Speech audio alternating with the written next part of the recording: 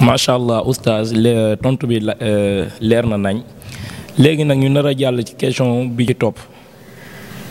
kii dafa nekk ku feebar daal di tombeel ci koor gi léegi nag kooku ndax am na droit pikiiru ci koor gi wala day bàyyi ba wori. Abdou Latif waaw wóor di pikiiru de dafa am charte comme dafa feebar sharia may na ko mu dagg kooram bu dee dafa feebar te feebar bi àndul ak koor gi sharia may na ko mu dagg kooram l'essentiel na ci waxtaan ak docteuram bu ragal yàlla docteuram bu honnête docteur boo xam ne day xool rek aqullaahi taalaam ci liggéeyam mu ne ko sa bés bi wala sa feebar bi àndul ak ngay woor daggal su boobaa sharia may na ko mu dagg.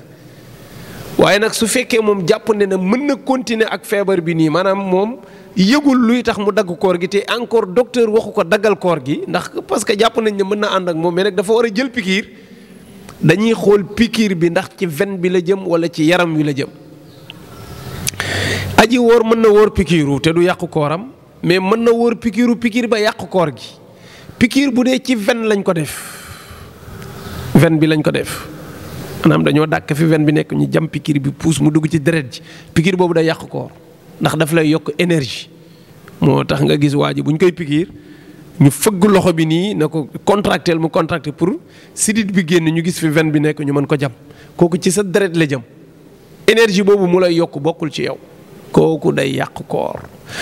su dee pikiir boo xam ne nag ci diggante yàpp wi ak yaram wi lañ ko jam nga xam ne soxlawuñu sidit deru yaram bi ak yàpp bi ci diggante boobu la ñuy roof pikiir bi capp ko su ko defee pikiir bi di wër ci yàpp bi ak ci der bi loolu nag lu xaw a sew la médecins yi ñoo koy xam pikiir boobu moom du yàqu koor parce que kooku eggul ci veine bi te du jaxasoog sa deret te yeggul ci sa énergie mën naa joxe misaal pikiir bu mel ni pikiiru corona